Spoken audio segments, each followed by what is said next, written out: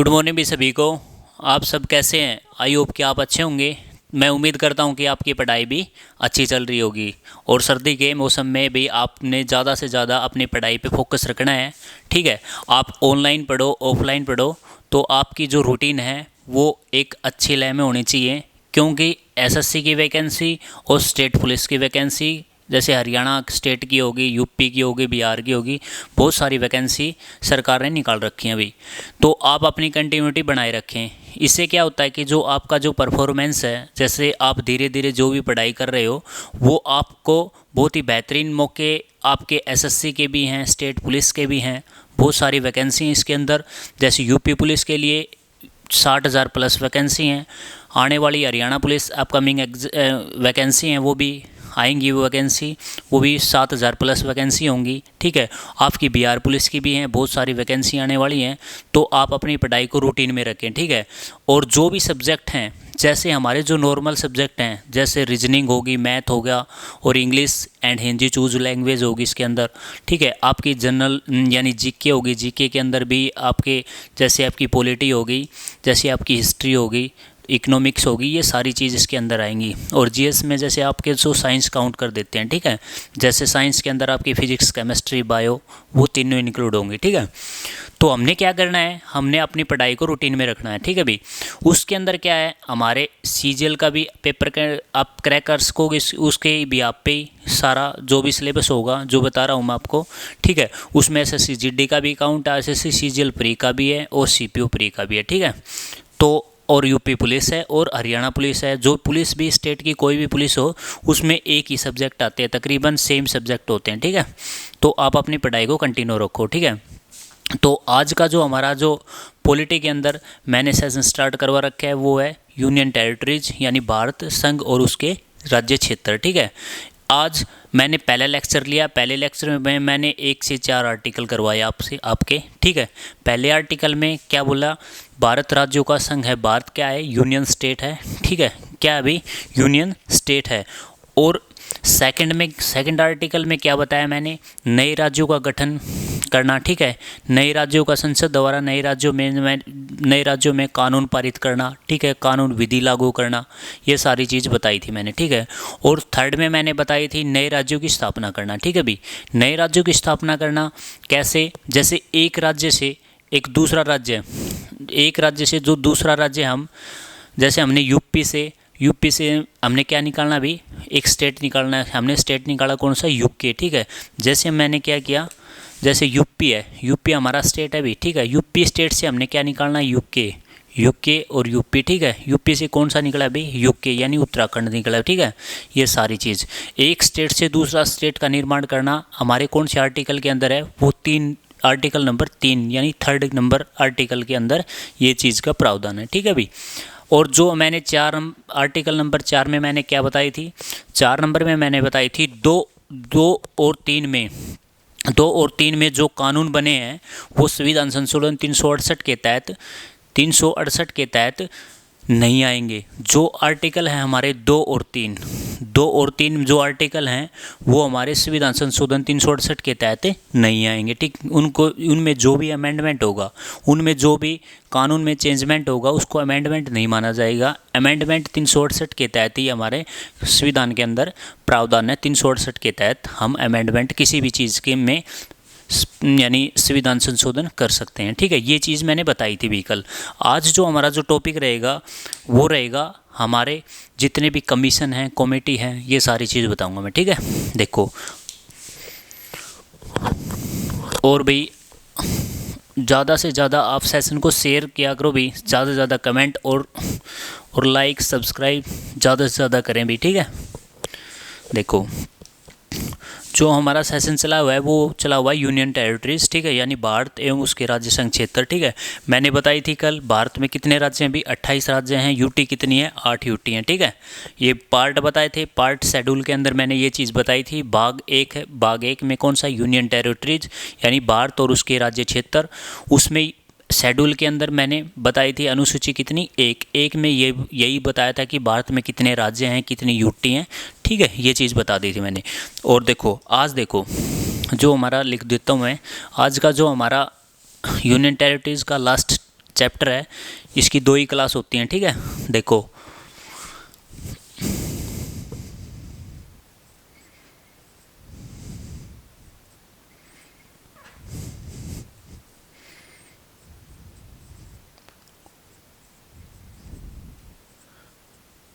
Union it's territories, ठीक है भाई, यानी भारत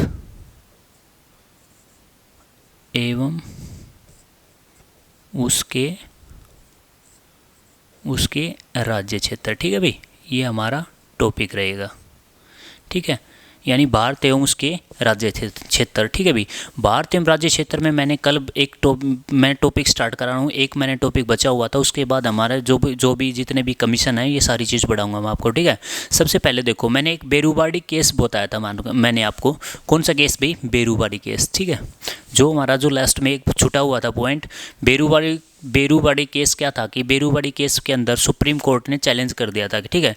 सुप्रीम कोर्ट में क्या चैलेंज किया गया था कि इसके द्वारा जो कानून बनाया जाएगा वो साधारण विधेयक से हम किसी भी राज्य का गठन कर सकते हैं या विशेष बहुमत से। तो सुप्रीम कोर्ट का जो रिजल्ट आया वो सुप्रीम कोर्ट ने ये निर्णय निकाला, आप किसी भी संसद के द्वारा आप किसी भी राज्य का निर्माण कर सकते हैं, यानी उसमें कोई भी नियम लागू कर सकते हैं। कैसे लागू कर सकते हैं, आप नॉर्मल बिल से लागू नहीं कर सकते, आप विशेष बहुमत से लागू कर सकते हैं, ठीक है। ये बेरूबाड़ी केस के अंदर आया था, और बेरूबाड़ी जो था क्षेत्र था वो इंडिया का क्षेत्र था, लेकिन वो पाक के अधीन हो गया था, ठीक है। तभी ये केस सेटअप हुआ था, ठीक है। देखो जो हमारा जो बेरूबाड़ी केस है, यानी बेरूबाड़ी केस में क्या था भाई, बेरूबाड़ी केस, ठीक है भाई। बेरूबाड़ी केस था हमारा। बेरूबाड़ी केस में क्या हमारे जो राष्ट्रपति थे उस टाइम, बेरूबाड़ी केस कब हुआ था, 1960 के अंदर हुआ था। तब इंडिया के जो राष्ट्रपति थे उन्होंने क्या किया, सुप्रीम कोर्ट को चैलेंज किया था, ठीक है। सुप्रीम कोर्ट को चैलेंज किया गया था, किसको किया गया था भाई, सुप्रीम कोर्ट को, ठीक है। यानी सुप्रीम कोर्ट को चैलेंज किया गया था। सुप्रीम कोर्ट ने चैलेंज में ये कहा था, जैसे हमारा जो आर्टिकल नंबर 3 है, आर्टिकल नंबर 3 में क्या है, जो हमारे नंबर 3 में क्या है, आर्टिकल 3 के तहत, आर्टिकल 3 में क्या है, इतनी शक्ति या पावर है, वो किसी भी नए राज्य का निर्माण कर सकता है, और वो क्या कर सकता है, अपने राज्य को किसी भी देश में सौंप सकता है। लेकिन वो कब सौंप सकता है, ये रिजल्ट आया। देखो सुप्रीम कोर्ट ने क्या कहा, जो हमारा जो आर्टिकल है 2 और 3, सुप्रीम कोर्ट ने कहा कि जो हमारा आर्टिकल नंबर 3, ठीक है, जो आर्टिकल नंबर कितना है, जो हमारा आर्टिकल, यानी आर्टिकल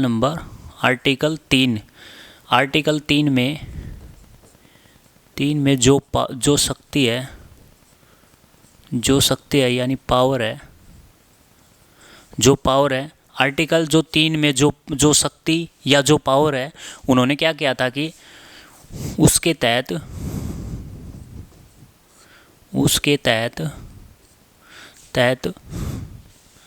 हम भारत के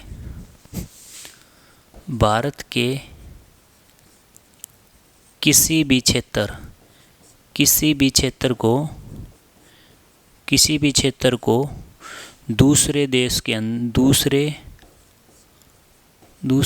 को सौंप सकते हैं, ठीक है भाई, सौंप सकते हैं, ठीक है। ये कहा था, ये चैलेंज किया गया था। क्या चैलेंज किया गया था, जो हमारा जो आर्टिकल नंबर 3 है, जो शक्ति है उसके अंदर पावर है, उसके तहत हम भारत के किसी भी क्षेत्र को दूसरे क्षेत्र में सौंप सकते हैं। लेकिन सुप्रीम कोर्ट ने क्या कहा, सुप्रीम कोर्ट ने कहा भी, सुप्रीम कोर्ट ने क्या बोला इसको, सुप्रीम कोर्ट ने बोला भी, सुप्रीम कोर्ट ने कहा इसमें जवाब आने के बाद सुप्रीम कोर्ट ने कहा संसद कानून बना सकती है, और उसमें विधेयक ला सकती है। वो कौन से विधेयक ला सकती है, साधारण बहुमत नहीं, विशेष बहुमत के तरीके से उसमें कुछ चेंजमेंट कर सकती है। देखो क्या कर सकती है अभी, विशेष बहुमत से। क्या संसद साधारण विधेयक से, क्वेश्चन क्या था, क्या संसद साधारण बहुमत से किसी राज्य क्षेत्र को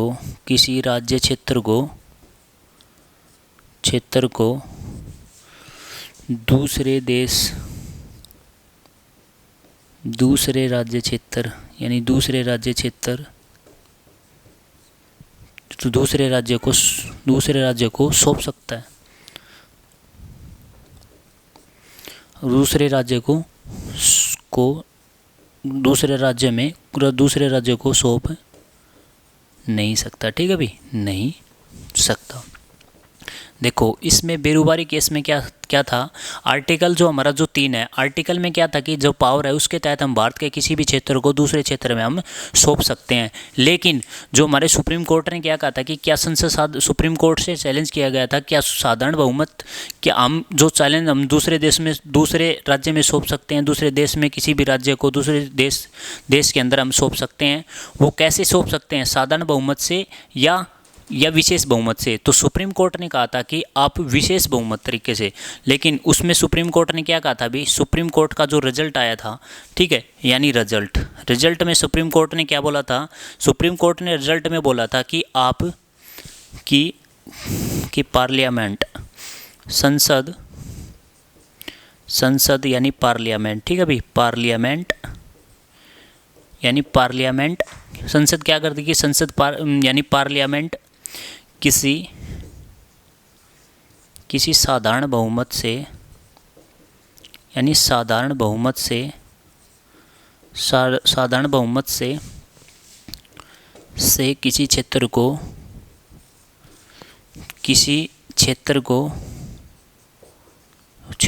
नहीं सौंप सकते। ठीक है, नहीं सौंप सकते। ठीक है, नहीं सौंप सकते।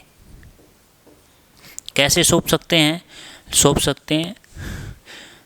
नहीं किसी साधारण बहुमत से नहीं किसी भी क्षेत्र को नहीं सौंप सकते,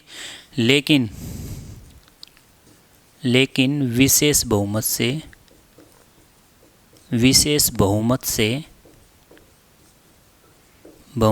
किसी भी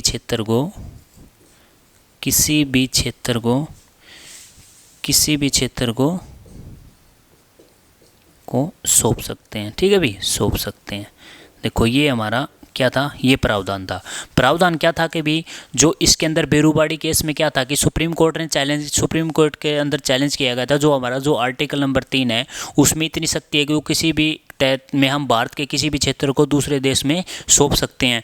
लेकिन हमारा सुप्रीम कोर्ट में चैलेंज किया गया था कि क्या संसद साधारण बहुमत से भी किसी राज्य क्षेत्र को सौंप सकती है।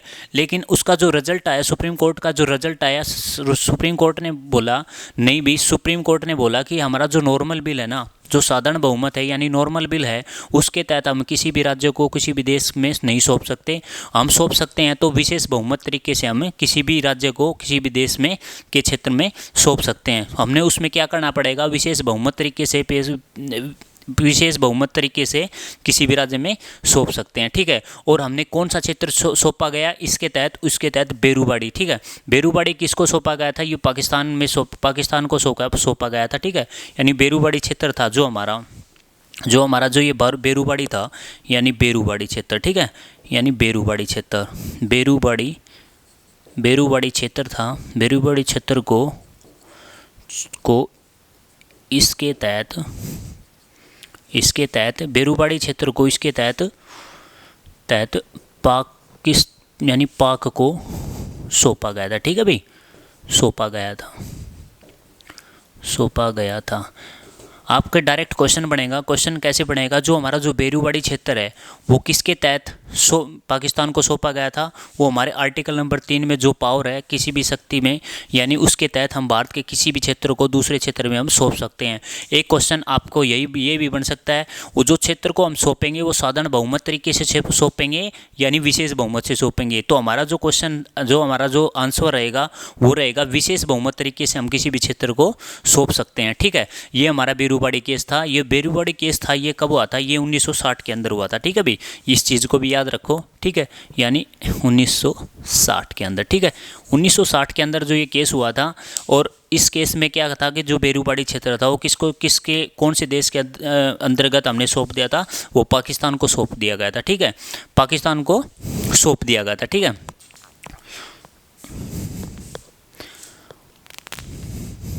ठीक है भाई, पाकिस्तान को सौंप दिया गया था।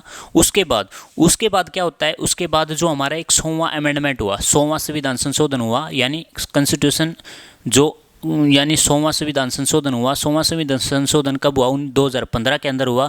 2015 में क्या हुआ? 2015 के जब बांग्लादेश ने इंडिया ने क्या किया, जो बांग्लादेश को अपना क्षेत्र था वो 111 क्षेत्र वो बांग्लादेश को दे दिए, और बांग्लादेश ने उसके बदले क्या किया, उसने क्या किया, हमसे कितने क्षेत्र दिए भी? 51 क्षेत्र दिए। तो उसी के तहत जैसे बेरूबाड़ी क्षेत्र था, उसमें क्या था कि विशेष बहुमत से तरीके से ना, वैसा ही सेम तरीका था जो हमारा जो 100वां अमेंडमेंट हुआ था, यानी कॉन्स्टिट्यूशन अमेंडमेंट 100वां हुआ था। कब हुआ था? 2015 के अंदर। 2015 के अंदर क्या क्या किया था भी? इंडिया ने बांग्लादेश को कितना क्षेत्र दिए थे? 111 क्षेत्र दिए थे, और उसके बदले बांग्लादेश ने कितने दिए थे भी क्षेत्र? वो 51 क्षेत्र दिए थे। ये चीज़ याद रखियो, ठीक है भाई। कौन सा अमेंडमेंट के थ्रू दिए थे? 100वां अमेंडमेंट के थ्रू दिए थे। कितने क्षेत्र दिए थे? जो इंडिया ने दिए थे वो 111, और बांग्लादेश ने कितने दिए थे? 51 क्षेत्र दिए थे। ये चीज़ याद रखियो भाई, ठीक है। ठीक है भाई, या मैं लिखवा भी देता हूँ भैया, यहीं लिखवा दूँ मैं, ठीक है। जो हमारा उसके बाद जो हमारा जो अमेंडमेंट हुआ, यहीं लिखवा देता हूँ मैं, ठीक है। उसके बाद कौन सा अमेंडमेंट हुआ भी? अमेंडमेंट 100वां, ठीक है, यानी 100वां कॉन्स्टिट्यूशन अमेंडमेंट, ठीक है, यानी कॉन्स्टिट्यूशन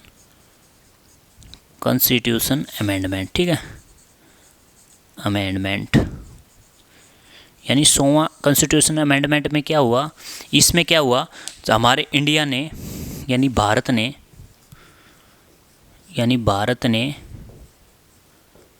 बांग्लादेश को 111, ठीक है, 111 क्षेत्र दिए थे,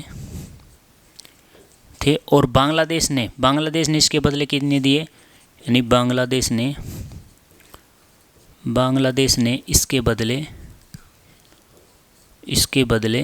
कितने क्षेत्र दिए थे? बताओ भाई, कितने दिए थे? मैंने बताई थी अभी, 51 क्षेत्र दिए थे, ठीक है, यानी 51 क्षेत्र दिए थे, 50 क्षेत्र दिए थे, ठीक है भाई। ये चीज़ याद रखियो, कई बार क्वेश्चन आ जाता है, कौन से अमेंडमेंट के थ्रू जो बांग्लादेश ने भारत को कितने क्षेत्र दिए थे? 111 क्षेत्र दिए थे। वो कौन सा अमेंडमेंट था? वो 100वां अमेंडमेंट था, ठीक है भाई। कौन सा कॉन्स्टिट्यूशन अमेंडमेंट था? वो था 100वां, ठीक है। उसके बाद भारत ने बांग्लादेश को कितने क्षेत्र दिए थे? 111 क्षेत्र दिए थे, और बांग्लादेश ने इसके बदले भारत को कितने दिए थे भी? 51 क्षेत्र दिए थे, ठीक है। उसके बाद देखो, उसके बाद मैंने कल भी बताई थी राज्य पुनर्गठन आयोग, ठीक है, एसके आयोग, ठीक है। उसके बाद जेवीपी कमेटी बताई थी। ये सारी चीज़ बताऊंगा मैं अब, ठीक है। ये कब लागू हुई थी, क्यों लागू हुई थी, ठीक है। एक बार इसको अच्छी तरीके से उतार लो भी, ठीक है, एक बार उतार लो भी, ठीक है, इसको।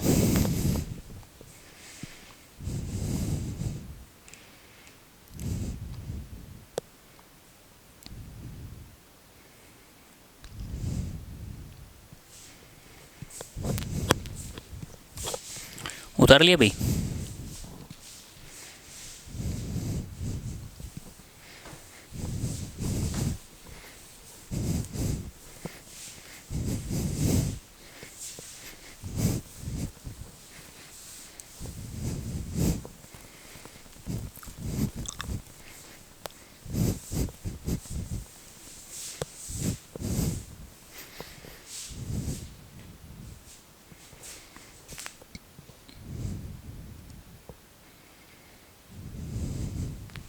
उसके बाद जो हमारा जो आयोग आए, कौन सा आया? राज्य पुनर्गठन आयोग है, ठीक है।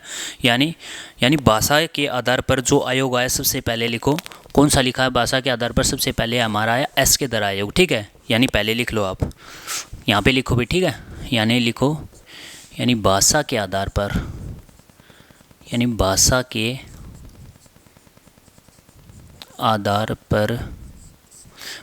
के आधार पर पुनर्गठन आयोग, ठीक है। भाषा के आधार पर कौन सा भी? भाषा के आधार पर राज्यों का पुनर्गठन, ठीक है,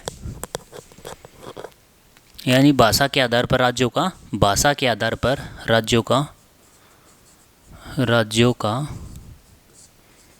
पुनर्गठन, ठीक है भाई। भाषा के आधार पर राज्यों का पुनर्गठन हम क्या बोलेंगे? इसको बोलेंगे रीऑर्गेनाइजेशन। इसको क्या बोलेंगे भी?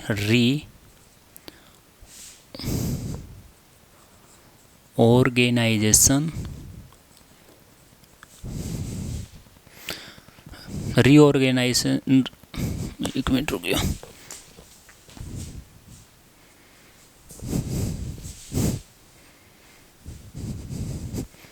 यहीं पे लिख लेता हूँ भाई, ठीक है। यानी री ऑर्गेनाइजेशन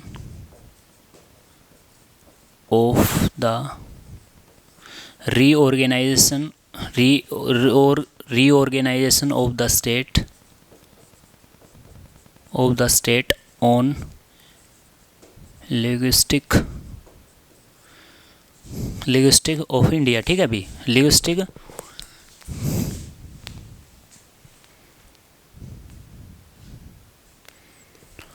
ऑन लिंग्विस्टिक ऑफ, एक मिनट रुकियो भाई, ये थोड़ी गलती है, reorganization of the state on linguistic basis, ठीक है भाई, ये हमारा था, ठीक है। ये क्या था कि भाषा के आधार पर राज्यों का पुनर्गठन, यानी reorganization of the state of linguistic of basis, ठीक है। तो देखो इसमें बेसिस में जो सबसे पहले हमने क्या किया, अभी बेसिस में हमने सबसे पहले क्या किया, तो इसमें मांग करी, ठीक है। मांग में क्या हुआ कि जो बनाने में उसमें क्या हो रहा था कि एक सारी चीज़ थी, जो हमारा जो भाषा के आधार पर राज्यों का पुनर्गठन किया गया था, ये रीऑर्गेनाइजेशन करा गया था, कौन से आयोग ने, कौन से कमीशन ने किया था, सबसे पहले देखो उसमें जो मांग की थी, ठीक है। सबसे पहले जो हमने मांग की थी इसमें एस के दर आयोग था, ठीक है। सबसे पहले कौन सा आयोग था, कौन सा कमीशन था, एस के दर आयोग। कौन सा था अभी, एस के दर आयोग, यहाँ पे लिखो एस के दर, यानी एस के दर आयोग, ठीक है भाई, एस के दर आयोग, इसमें लिख दो भी एस के दर आयोग को, यानी सुमन कुमार, ठीक है भाई, यानी सुमन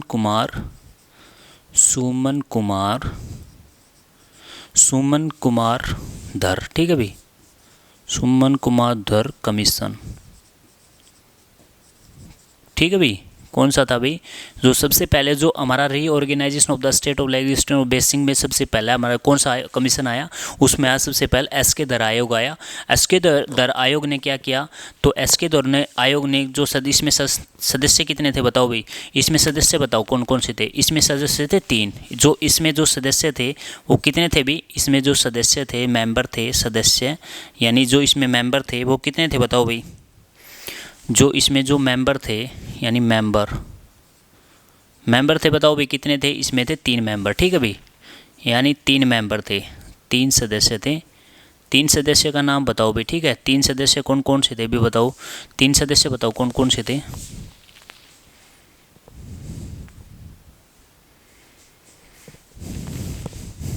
तीन सदस्य बताओ भाई कौन कौन से थे, सबसे पहले 3 सदस्य कौन कौन से थे बताओ भाई। 3 सदस्य थे हमारे, कौन कौन से थे बताओ, एक तो था एस के यानी एस के का नाम था एस के दर, ठीक है। एस के दर की फुल फॉर्म है सुमन कुमार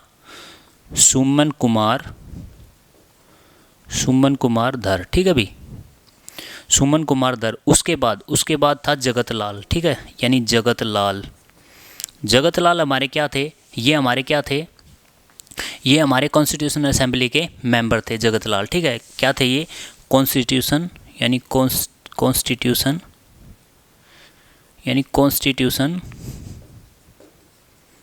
असेंबली के मेंबर, ठीक है, असेंबली के मेंबर, ठीक है भाई, असेंबली मेंबर।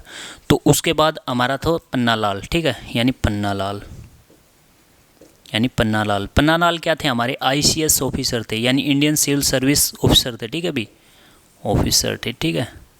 देखो इसके अंदर कौन थे, तीन बंदे थे इसके अंदर, कौन कौन से सदस्य थे, एक तो था एस के दर यानी सुमन कुमार दर, और जगत लाल था कॉन्स्टिट्यूशन असेंबली मेंबर थे, ये हमारे लॉयर भी थे, ठीक है। और पन्ना लाल क्या थे, आईसीएस ऑफिसर थे, इंडियन सिविल सर्विस ऑफिसर थे, ठीक है। इसके अंदर देखो इन्होंने एस के दर आयोग ने क्या किया, जो डिमांड रखी, जो सदस्य थे इनमें, ठीक है, उन्होंने इन जो अध्यक्ष था, इसका जो अध्यक्ष था वो हेड था, कौन था भाई, वो था जो इसका जो हेड था, जो एस के दर आयोग का जो हेड था, वो हेड बताओ भाई कौन था, यानी अध्यक्ष बताओ कौन था इसका जो अध्यक्ष था, यानी अध्यक्ष बताओ भाई कौन था, जो एस के दर आयोग का जो अध्यक्ष था, ये थे हमारे एस के यानी एस के दर कमीशन का जो हेड था वो था एस के, ठीक है, एस के दर, ठीक है भाई, एस के दर यानी सुमन कुमार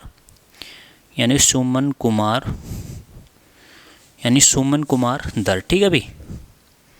ये हमारे ये हेड थे। और ये सबसे पहले एक क्वेश्चन आया हुआ था, ये बताओ जो एस के धरा आयोग था ये कब आया था भी? ये आया था, बताओ भी कब आया था? ये सबसे पहले ये बताओ कब आया था? ये आया था भाई 26 नवंबर 1947 के अंदर, ठीक है। 26 नवंबर ये कब आया था भाई? बताओ कब आया था ये? 26 नवंबर कब आया था दोस्त? बताओ भाई 26 नवंबर 1947 में इसका गठन किया गया था, यानी डीकम्पोजिशन किया गया था। जो इसका गठन किया गया था, यानी गठन क्या बोलते हैं? गठन को क्या बोलते हैं? डीकम्पोजिशन, ठीक है भी, यानी डीकम्पोजिशन, ठीक है भी। डीकम्पोजिशन कब किया गया था भी? डीकम्पोजिशन इसका 26 नवंबर 1947, ठीक है भी, यानी 26 नवंबर 1947, ठीक है भी। 26 नवंबर 1947 को इसको गठन किया गया था, यानी इसका डीकम्पोजिशन किया गया था। इसने जो आयोग था, इन्होंने क्या किया था कि जो राज्यों को क्या भाषा के आधार पर गठन नहीं किया जाएगा, किसके आधार पर किया जाएगा? उसको प्रशासनिक, उसको फाइनेंशियली और उसको भौगोलिक तरीके से उसको राज्य का गठन किया जाएगा, ठीक है। इन्होंने क्या बोला था? जो इसका जो आयोग की जो आयोग था एस के धरा आयोग, तो एस के धरा आयोग ने क्या बोला था? एस के धरा आयोग ने बोला था भी, एस के धरा ने क्या कहा था कि राज्यों का जो पुनर्गठन होगा वो भाषा के आधार पर नहीं होगा, ठीक है। जो राज्यों का पुनर्गठन होगा वो भाषा के आधार पर नहीं होगा, ठीक है भाई, नहीं होगा। तो देखो एक बात बताओ भाई, अगर एस के धरा आयोग ने ये बोला था कि जो राज्यों का जो पुनर्गठन होगा, यानी पुनर्गठन होगा, रीऑर्गेनाइजेशन होगा किसी भी स्टेट का, यानी लैंग्वेज के बेस पे, तो वो क्या होगा? उसको राज्य का पुनर्गठन नहीं होगा, किस पे? लैंग्वेज बेस पे नहीं होगा, ठीक है। तो कैसे होगा भाई? पहले ये देखो कैसे होगा। एक प्रशासनिक सिस्टम के तहत होगा, एडमिनिस्ट्रेटिव सिस्टम के तहत होगा, ठीक है, और ज्योग्राफिकल सिस्टम के तहत होगा, और सेकंड फाइनेंशियली सिस्टम के तहत होगा, यानी वित्तीय संस्था के आधार पर भी होगा, ठीक है, राज्यों का पुनर्गठन। देखो जो हमारा जो रिजल्ट आया, जो इसने जो सिस्टम बताया, जो गठन होगा यानी जिसका डीकम्पोजिशन होगा, वो कैसे होगा भाई? डीकम्पोजिशन कैसे होगा? डीकम्पोजिशन जो भी स्टेट का डीकम्पोजिशन होगा, यानी गठन, ठीक है। गठन कैसे होगा भाई? गठन कैसे होगा? देखो कैसे होगा। एक तो एडमिनिस्ट्रेटिव सिस्टम के तहत होगा, ठीक है, एडमिनिस्ट्रेटिव सिस्टम, यानी एडमिनिस्ट्रेटिव, ठीक है, एडमिनिस्ट्रेटिव सिस्टम, ठीक है भाई, एडमिनिस्ट्रेटिव सिस्टम। सेकंड क्या है? ज्योग्राफी, एक मिनट रुकिए,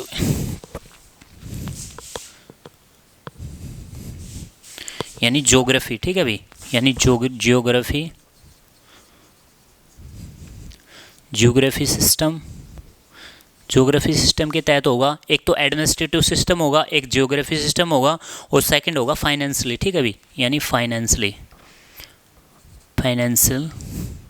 सिस्टम, ठीक है भाई, यानी फाइनेंशियल सिस्टम कौन कौन से होंगे भाई? जो एडमिनिस्ट्रेटिव सिस्टम यानी प्रशासनिक,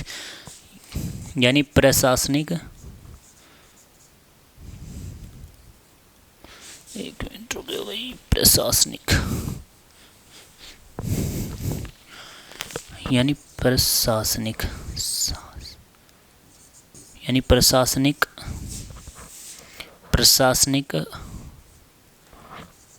के आधार पर। सेकंड क्या होगा? ज्योग्राफिकल यानी भौतिकी के आधार पर, यानी भौगोलिक स्थिति के आधार पर, भौगोलिक स्थिति के आधार पर, और सेकंड होगा वित्तीय स्थिति के आधार पर, ठीक है भाई, यानी वित्तीय स्थिति के आधार पर, ठीक है भाई। ये थे हमारे वित्तीय स्थिति। देखो कौन कौन सा होगा? एक तो प्रशासनिक के आधार पर यानी एडमिनिस्ट्रेटिव सिस्टम के तहत होगा, एक होगा ज्योग्राफिकल सिस्टम के आधार पर, एक फाइनेंशियल सिस्टम के आधार पर। जो हमारा जो राज्य का डिकम्पोजिशन होगा यानी गठन होगा, वो इसके द्वारा आयोग ने क्या बोला, यानी राज्यों का जो पुनर्गठन होगा वो भाषा के आधार पर नहीं होगा। तो कैसे होगा भाई? भाषा के आधार पर नया होकर कैसे होगा? एडमिनिस्ट्रेटिव सिस्टम होगा, उसका ज्योग्राफिकल सिस्टम होगा, उसका फाइनेंशियल सिस्टम होगा, ठीक है। उसको 3 तरीके बताए। जो राज्यों का जो पुनर्गठन होगा उन्हें 3 तरीके बताए। किसने बताए थे? एस के धरा आयोग ने बताए थे, ठीक है भाई। एस के इसके दर आयोग ने बताए थे, कौन कौन से बताए थे भी, प्रशासनिक और भौगोलिक और वित्तीय स्थिति बताई थी, ठीक है, ये चीज़ बताई थी हमने, ठीक है। और उसके बाद क्या था कि इसके जो आयोग थे इसकी जो आलोचना होने लगी, ठीक है। इस आयोग की आलोचना होने के बाद जो कौन सी कमेटी आई, ये आई जेवीपी कमेटी आई, ठीक है, यानी जवाहरलाल नेहरू वल्लभ भाई पटेल, जेवीपी, और कौन कौन सा भाई, देखो एक बार ये देख लो भी, हाँ ऐसे एक बार देख लो भी, ठीक है। एक बार मैं दोबारा बता दूंगा, एक बार पहले ये देखो।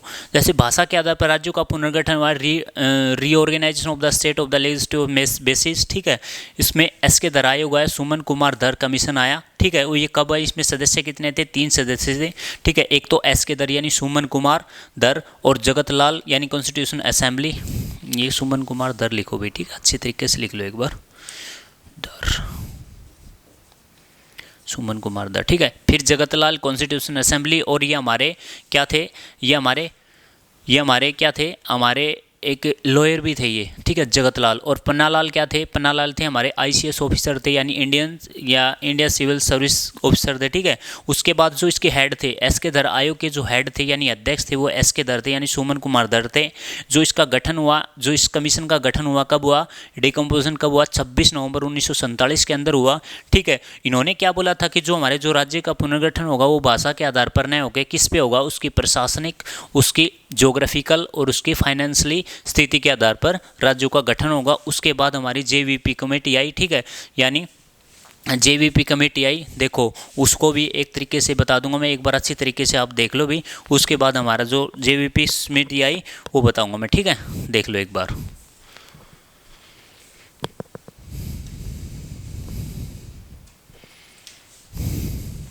ठीक है भाई, देखो जेवीपी कमेटी आई, उसके बाद जेवीपी कमेटी आई, तो उसमें कौन कौन से थे, यानी जवाहरलाल नेहरू, वल्लभ भाई पटेल, कौन कौन से थे, पटाभी सीतारमैया, ठीक है भी, ये एक बार लिख लो, एक बार देख लो, ठीक है। उसके बाद मैं मिटा दूंगा भी आपको, ठीक है।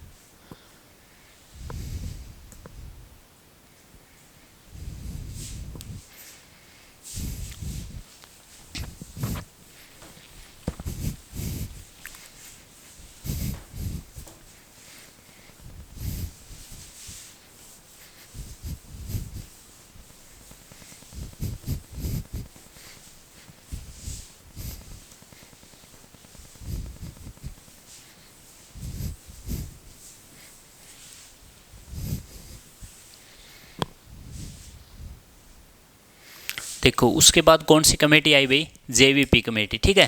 कौन सी कमेटी आई भाई, जेवीपी, ठीक है, जेवीपी कमेटी, ठीक है,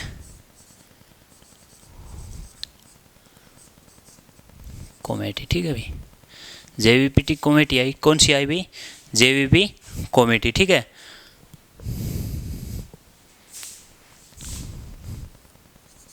जेवीपी कमेटी, ठीक है, यानी जेवीपी समिति आई। ये कब आई और इसका गठन कब हुआ, उसके अंदर कितने सदस्य थे भी, देखो जो हमारा जो इसका जेवीपी जो कमेटी थी उसके अंदर कितने सदस्य थे भी, इसके अंदर थे 3 सदस्य, ठीक है। 3 सदस्य कौन कौन से थे, एक तो थे हमारे जेवीपी में पंडित जवाहरलाल नेहरू थे, ठीक है, यानी पंडित जवाहरलाल नेहरू, ठीक है, जवाहरलाल नेहरू। कौन कौन से थे, जिनमें 3 सदस्य थे, जेवीपी कमेटी में जो जेवीपी समिति थी उसमें 3 सदस्य थे, कौन कौन से थे, पंडित जवाहरलाल नेहरू, और कौन सा था, एक वल्लभ भाई पटेल, यानी वल्लभ भाई पटेल, ठीक है, वल्लभ भाई पटेल, सरदार वल्लभ भाई पटेल, ठीक है भाई। एक था पट्टाभी सीतारमैया, ठीक है, यानी पट्टाभी सीतारमैया, ठीक है भाई। ये हमारे 3 सदस्य थे। इसके अंदर जो 3 सदस्य थे जेवीपी कमेटी के अंदर कितने सदस्य थे, 3 थे, पंडित जवाहरलाल नेहरू, वल्लभ भाई पटेल और पट्टाभी सीतारमैया, ठीक है। ये हमारे 3 थे। 3 जो इस कमेटी के जो सदस्य थे उस, क्योंकि जो हमारे जो एस के दर आयोग था, एस के दर आयोग की आलोचना होने के बाद जो हमारी जो सेकंड कमेटी बनी वो कौन सी बनी भी, जेवीपी कमेटी बनी। जेवीपी कमेटी के कितने सदस्य थे, 3 थे। एक था पंडित जवाहरलाल नेहरू और उसके बाद थे वल्लभ भाई पटेल और उसके बाद पट्टाभी सीतारमैया, ठीक है, पट्टाभी सीतारमैया, ठीक है। उसको देखो जेवीपी जो कमेटी हुई, जेवीपी कमेटी के अंदर देखो जो जवाहरलाल नेहरू ने जो कमेटी, ये जो हमारी रिपोर्ट आई वो कब पेश की गई भी, वो रिपोर्ट पेश की गई 1 अप्रैल 1 अप्रैल 1949 को रिपोर्ट पेश की गई। ठीक है, जो हमारी जो जेवीपी जो कमेटी आई वो पेश कब की गई, जो रिपोर्ट कब आई इसकी, यानी रिपोर्ट पेश कब की गई, ये कब की गई भाई, यानी बताओ भाई कब की गई, ये की गई 1 अप्रैल 1949 के अंदर। ठीक है, 1 अप्रैल 1949 में। ठीक है, यानी 1 अप्रैल 1949 के अंदर ये रिपोर्ट पेश की गई। ठीक है, इस रिपोर्ट ने भी क्या था, इस रिपोर्ट ने भी क्या माना था कि जो राज्यों का जो गठन होगा, यानी राज्यों का पुनर्गठन भाषा के आधार पर नहीं होगा तो किसके आधार पर होगा, उसके प्रशासनिक एडमिनिस्ट्रेटिव सिस्टम के तहत, और उसका ज्योग्राफिकल सिस्टम के तहत, और इकोनॉमिकल यानी फाइनेंशियली सिस्टम के तहत होगा। ठीक है, इसने भी यही बताया था। उसके बाद हमारे देश में बहुत सारी अफरा तफरी मच गई, यानी पंडित जवाहरलाल नेहरू ने। उसके बाद देखो, पहले ये देखो जेवीपी कमेटी हुई। ठीक है, उसमें 3 सदस्य पंडित जवाहरलाल नेहरू, वल्लभ भाई पटेल और पटाभी सीतारमैया। जो इसकी जो जेवीपी रिपोर्ट की जो कमेटी की जो रिपोर्ट आई थी वो कब आई थी, 1 अप्रैल 1949 के अंदर आई थी। ठीक है, फिर राज्यों का गठन भाषा के आधार पर नहीं होगा, प्रशासनिक व्यवस्था के आधार पर होगा। ठीक है, ये चीज़ मैंने बताई थी। ठीक है, एक बार लिख लो भी, जो हमारा जो कमेटी का जो पेश किया, यानी जो कमेटी ने जो पेश किया गया, क्या किया कि जो राज्यों का जो पुनर्गठन होगा, यानी राज्यों का जो पुनर्गठन यानी रीऑर्गेनाइजेशन होगा किसी भी स्टेट का, राज्यों का जो पुनर्गठन होगा वह भाषा के आधार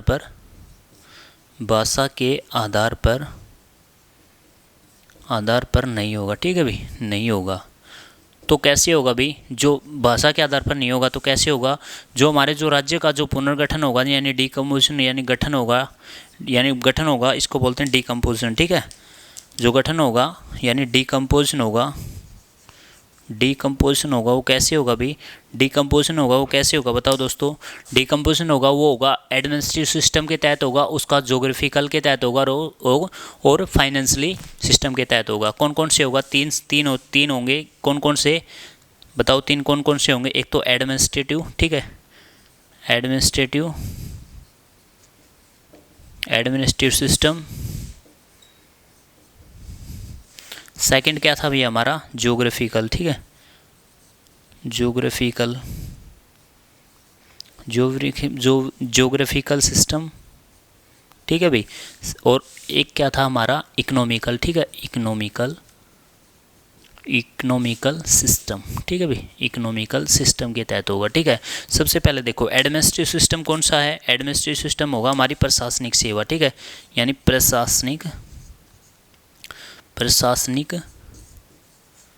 प्रशासनिक स्थिति के आधार पर। ठीक है, प्रशासनिक स्थिति के आधार पर। उसके बाद हमारा ज्योग्राफिकल यानी भौगोलिक के आधार पर, यानी भौगोलिक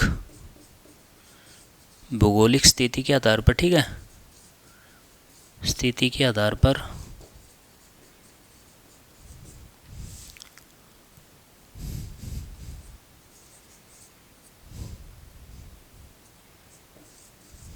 यानी भौगोलिक। ठीक है, यानी भौगोलिक स्थिति के आधार पर होगा। और एक होगा फाइनेंशियल यानी वित्तीय स्थिति के आधार पर। ठीक है भाई, वित्तीय स्थिति के आधार पर। ठीक है, इसने भी क्या किया, इसने भी सेम रिपीट मोड पे किया। जो हमारा जो एसके दर आयोग था उसने जेवीपी कमेटी ने सेम फॉलो किया। जेवीपी कमेटी के अंदर कितने थे भी, 3 सदस्य थे। जो हमारे एसके दर आयोग के अंदर भी कितने सदस्य थे, 3 सदस्य थे। ठीक है, यानी जेवीपी कमेटी पंडित जवाहरलाल नेहरू, वल्लभ भाई पटेल, पटाभी सीतारमैया हमारी रिपोर्ट पेश की 1 अप्रैल 1949 के अंदर। और पेश की इन्होंने क्या पेश किया कि राज्यों का जो पुनर्गठन होगा वो भाषा के आधार पर नहीं होगा।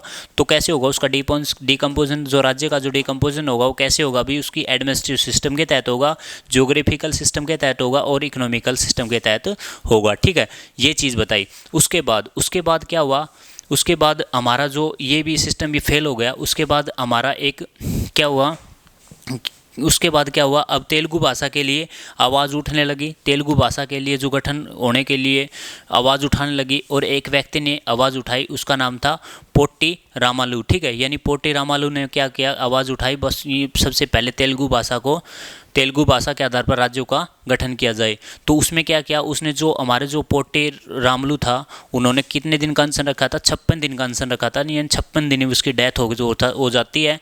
ठीक है, यानी 56वें दिन वो मर जाता है, यानी उसने आमरण अनशन पर बैठा हुआ था। ठीक है भाई, आमरण अनशन पर बैठा हुआ था, 56वें दिन उसकी डेथ हो जाती है।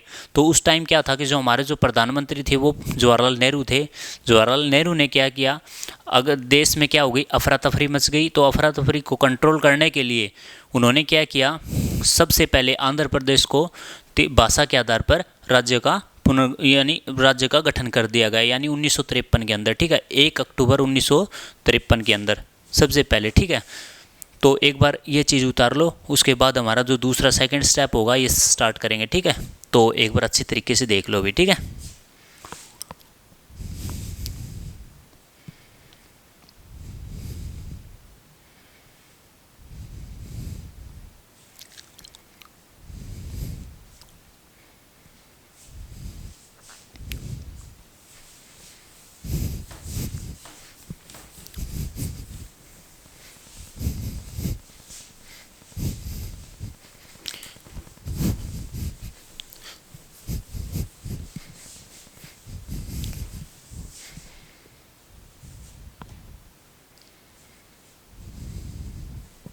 देखो अब क्या होता है कि अब आंदोलन स्टार्ट हो जाता है। ठीक है, आंदोलन स्टार्ट होने के बाद, आंदोलन स्टार्ट हुआ तो क्या हुआ, अब क्या होगा, तेलुगु भाषा के आधार पर राज्यों का गठन होने लगा। ठीक है, यानी तेलुगु भाषा पर, यानी तेलुगु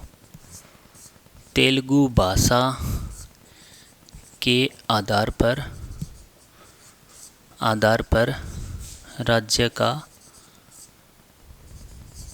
पुनर्गठन। ठीक है भाई, राज्य का पुनर्गठन यानी रीऑर्गेनाइजेशन। ठीक है भाई, यानी रीऑर्गेनाइजेशन। ठीक है भाई, रीऑर्गेनाइजेशन यानी राज्यों का पुनर्गठन, तेलुगु भाषा के आधार पर राज्यों का पुनर्गठन, रीऑर्गेनाइजेशन किया गया। तो देखो सबसे पहले जो राज्य का जो मांग की गई थी वो कौन था, वो था पोट्टी श्रीमान रामुलू था। ठीक है, कौन थे भी वो थे हमारे, यानी पोट्टी श्री रामुलू। किसने, कौन थे भी इसमें जो व्यक्ति, तेलुगु भाषा के आधार पर राज्य का पुनर्गठन किसने सबसे पहले मांग उठाई थी, क्योंकि उस टाइम क्या था कि एस के दर आयोग ने भी सेम रिपीट रूल किया। उसके बाद हमारी जेवीपी कमेटी आई, सेम उसने वही भी किया, एडमिनिस्ट्रेटिव, ज्योग्राफिकल और हमारे इकोनॉमिकल के तहत। ठीक है, राज्यों का पुनर्गठन किया जाना चाहिए। तो इसके बाद जो हमारे देश में क्या हुआ, आंदोलन स्टार्ट हो गया। आंदोलन स्टार्ट होने के बाद जो तेलुगु भाषा के आधार पर पुनर्गठन, रीऑर्गेनाइजेशन होने लगा। ठीक है, उसने एक व्यक्ति ने मांग उठाई, उस व्यक्ति का नाम था पोट्टी, जो तेलुगु भाषा के आधार पर राज्य का पुनर्गठन किया था। वो क्या नाम था, उसका नाम था पोट्टी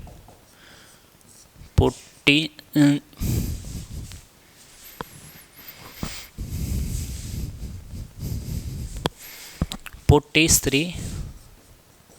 श्री रामुलू। ठीक है भाई, पोट्टी श्री रामुलू था। ठीक है, यानी पोट्टी श्री रामुलू था। पोट्टी श्री रामुलू ने क्या किया, ये आमरण अनशन पे बैठ गया। ठीक है, यानी आमरण अनशन पे बैठ गया, आमरण अनशन। ठीक है, आमरण अनशन पे बैठ गया भी। ठीक है, ये आमरण अनशन पे बैठ गया। जो हमारा जो ये जो पोट्टी रामुलू था, ये कितने दिन अनशन पे बैठा हुआ अभी, ये जो हमारा अनशन पर बैठा हुआ, यानी अनशन पर। ठीक है, यानी अनशन पर कितने दिन बैठा हुआ था अभी, ये अनशन पर बैठा हुआ, ये बैठा 56 दिन। ठीक है, यानी 56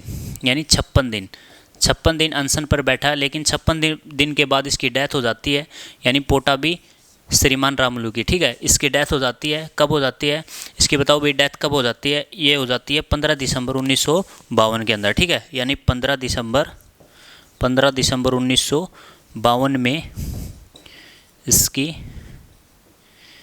इसकी अनशन पर बैठे होने के कारण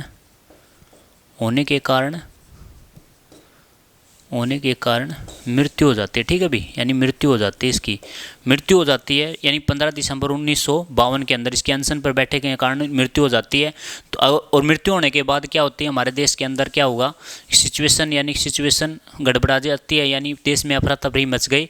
उसमें अफरा तफरी को कंट्रोल करने के लिए हमारे पंडित जवाहरलाल नेहरू ने क्या किया, पंडित जवाहरलाल नेहरू ने क्या किया, यानी जवाहरलाल नेहरू ने क्या किया अभी बताओ, जवाहरलाल नेहरू उस टाइम जो हमारे जो पीएम थे वो पंडित जवाहरलाल नेहरू थे।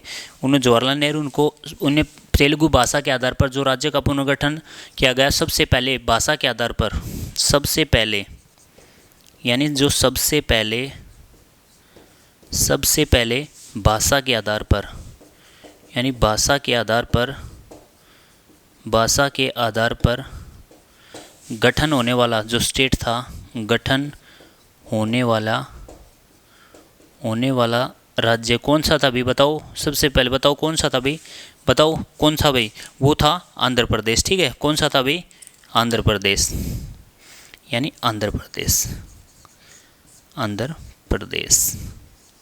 ठीक है भाई।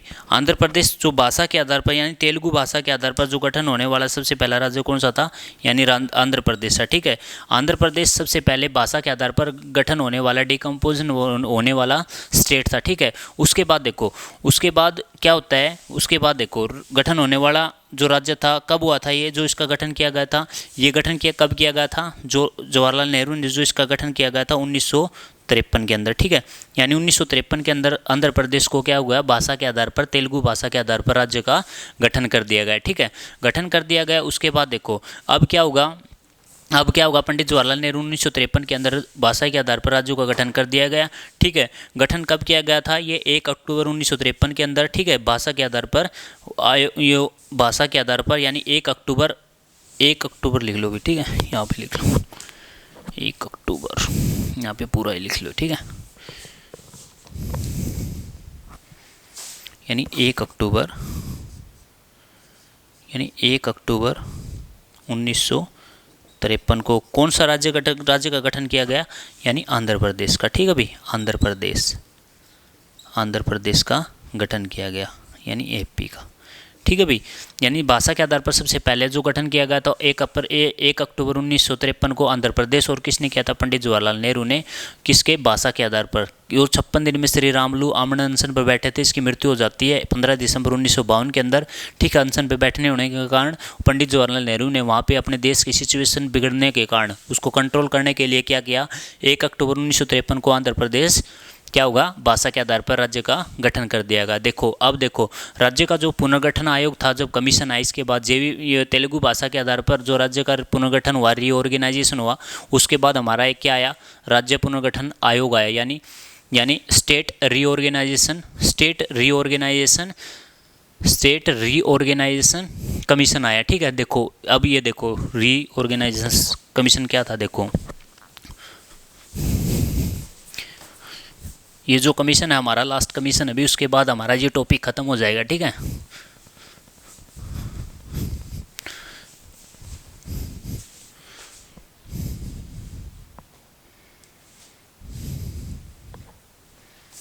देखो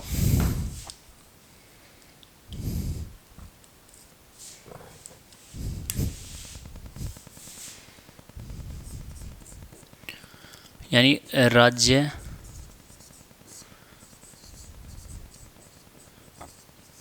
पुनर्गठन आयोग, ठीक है भाई,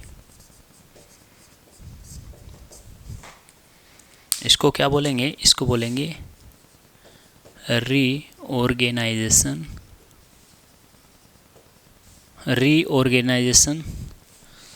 स्टेट कमीशन, ठीक है भाई। देखो यानी रीऑर्गेनाइजेशन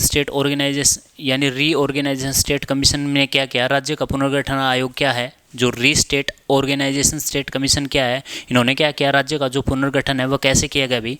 देखो उन्होंने जो ये बना 1953 में 1953 में जो ये आयोग बना, रीऑर्गेनाइजेशन स्टेट ऑर्गेनाइजेशन, 1953 पूछ लेता है कई बार। 1 अक्टूबर 1953 के अंदर जो हमारा जो भाषा के आधार पर जो सबसे पहले गठित होने वाला राज्य कौन सा था, वो हमारा था आंध्र प्रदेश। ठीक है, यानी राज्य पुनर्गठन आयोग कब हुआ, यानी इस राज्य पुनर्गठन आयोग कब हुआ है, 1953। ठीक है, 1953 के अंदर आया। ठीक है, 1953 के अंदर आया भी ये। ठीक है, और जो इसका जो आयोग का जो हेड था, वो हेड कौन था भाई, इसमें जो सदस्य बताओ कितने थे, बताओ इसमें सदस्य कितने थे, इसमें सदस्य थे भाई 3। ठीक है, और जिसका ऐड था, ऐड कौन था भाई, इसका ऐड था फजल अली, डॉक्टर फजल अली। ठीक है, एक बार लिख लो। ठीक है, इसमें 3 सदस्य थे।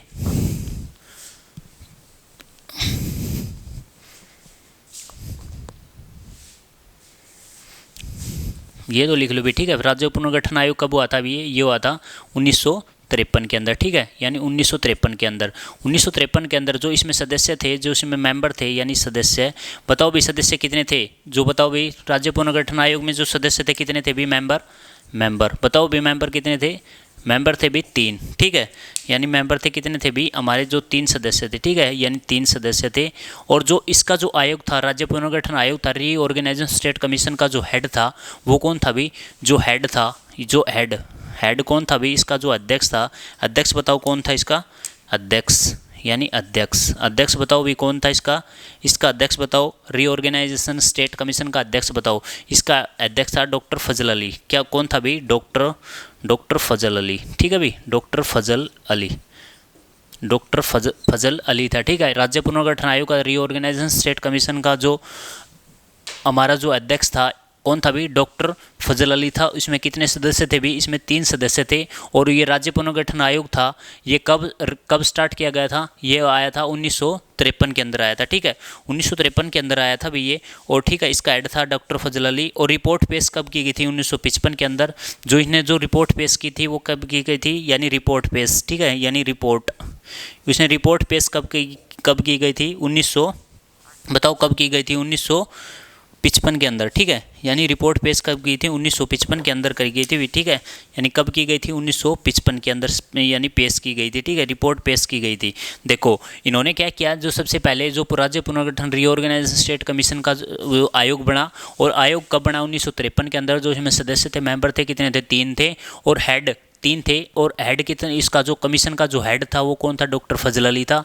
और उन्होंने रिपोर्ट पेश की 1955 के अंदर। ठीक है, 1955 के अंदर जो रिपोर्ट पेश की, और 1956 में ये क्या हो गया, अधिनियम क्या हो गया, एक्ट लागू हो गया 1956 के अंदर। ठीक है, एक बार लिख लो इसको भी। ठीक है, और रिपोर्ट के पेश के आधार पर एक अधिनियम बनाया गया। ठीक है, इन रिपोर्ट के बेस पर कितना के, रिपोर्ट के बेस पर। ठीक है, रिपोर्ट के बेस पर क्या हो गया, रिपोर्ट के बेस पर एक अधिनियम बनाया गया, ठीक है, यानी एक अधिनियम बनाया गया, उसको क्या बोला गया, रिपोर्ट पेश किया, अधिनियम बनाया गया, इसको बोला गया रीऑर्गेनाइजेशन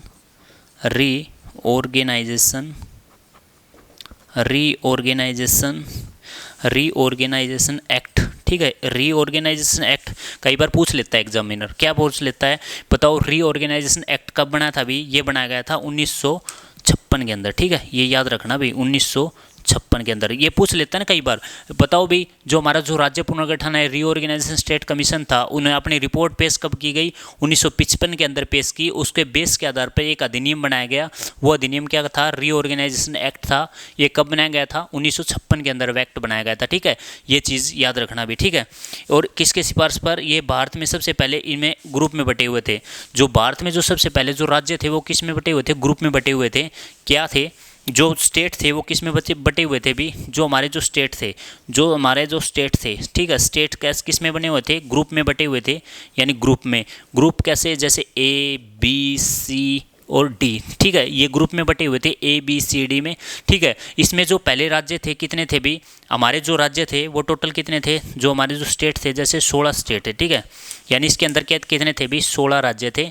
ठीक है, 16 राज्य और 3 यूटी थे। ठीक है भाई, 3 यूटी थे। तो हमने क्या किया, जो हमारा रीऑर्गेनाइजेशन एक्ट आया 1956 के अंदर, 1956 के अंदर हमने क्या किया, जो राज्य थे, जो 16 स्टेट थे और 3 यूटी थे, हमने इसमें क्या कर दिया भाई, इसमें से कर दिया हमने ये पहले ग्रुप में बटे हुए थे स्टेट, जैसे एक ग्रुप का हो गया, बी ग्रुप का हो गया, सी ग्रुप का हो गया, डी ग्रुप का हो गया, ठीक है। और उसके बाद हमने जो 16 स्टेट और 3 यूटी थे उसको क्या हुआ, उसको रीऑर्गेनाइजेशन एक्ट के तहत 1956 के तहत हमने कितने स्टेट बना दिए गए भी, 14 स्टेट बना दिए और 6 यूटी बना दिए गए। कितने बना दिए गए, यानी 14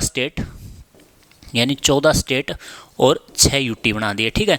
यानी पूछ लेता कई बार, ये बताओ भाई 14 स्टेट और 6 यूटी कब बनाए गए, ये हमारे गए रीऑर्गेनाइजेशन एक्ट के तहत 1956 के तहत बनाए गए, ठीक है। कब बनाए गए भाई, ये बनाए गए 1956 के तहत, 1956 एक्ट के तहत, ठीक है भाई। 1956 एक्ट के तहत बनाए गए थे 14 स्टेट और 6 यूटी। और जो हमारे जो पहले जो स्टेट बटे हुए थे, जो हमारे राज्य बटे हुए थे, वो किसके आधार पर बटे हुए थे, वो ग्रुप के आधार पर बटे हुए थे, जैसे A group, B group, C group और डी ग्रुप, ठीक है। ये चीज़ में बटे हुए थे। और उसमें टोटल कितने जो स्टेट थे, 16 स्टेट थे, यानी 16 स्टेट थे और 3 यूटी थे, ठीक है। उसमें अमेंडमेंट होने के बाद हमारे पास कितने स्टेट बच गए भी, 14 स्टेट बच गए और 6 यूटी बच गए, ठीक है। और यही चीज़ थी। और आज का जो हमारा जो लास्ट लेक्चर यही था। और एक चीज़ और बता दूं मैं आपको, उस टाइम क्या था कि जो बम्बई प्रेसिडेंसी थी, ठीक है, बम्बई प्रेसिडेंसी को क्या किया इन्होंने, देखो मैं यही बता देता हूँ। जैसे हमारी जो बम्बई प्रेसिडेंसी थी, ठीक है, कौन सी प्रेसिडेंसी थी, बम्बई, ठीक है। यानी बम्बई प्रेसिडेंसी को तोड़कर कितने भागों में बना दिया गया, 2 भागों में तोड़ दिया गया, ठीक है। कौन कौन से में 2 स्टेट बनाए गए बम्बई प्रेसिडेंसी से, कौन सा बना गया अभी, एक तो महाराष्ट्र, ठीक है, एक तो महाराष्ट्र बना दिया गया, एक गुजरात बना दिया गया, ठीक है। ये कब बनाया गया, 1960 के अंदर बना दिया गया था, ठीक है। इस चीज़ को याद रखियो भाई, ठीक है। यही था हमारा टॉपिक, कौन सा था भाई, यूनियन एट्स टेरिटरीज। आज हमारा ये टॉपिक खत्म हो गया और नेक्स्ट टॉपिक हमारा रहेगा सिटीजनशिप, ठीक है, नागरिकता। तो आप अपने रिवीजन और अपनी कंटिन्यूटी बनाए रखें, क्योंकि आपकी जो कंटिन्यूटी बनी रहेगी ना, तभी हमारा जो भी सेशन है, जो भी हम टॉपिक करा रहे हैं, आपकी कंटिन्यू और आपको एक बेहतरीन फ़ायदा मिलेगा, ठीक है। ठीक है भाई, यही है हमारी आपसे यही गुजारिश है भी, आप अपनी पढ़ाई को कंटिन्यू रखो, ठीक है भाई। तो थैंक्स फॉर वॉचिंग, सभी को जय हिंद, जय भारत और हैव ए नाइस डे, ठीक है भाई। ओके दोस्त, ओके।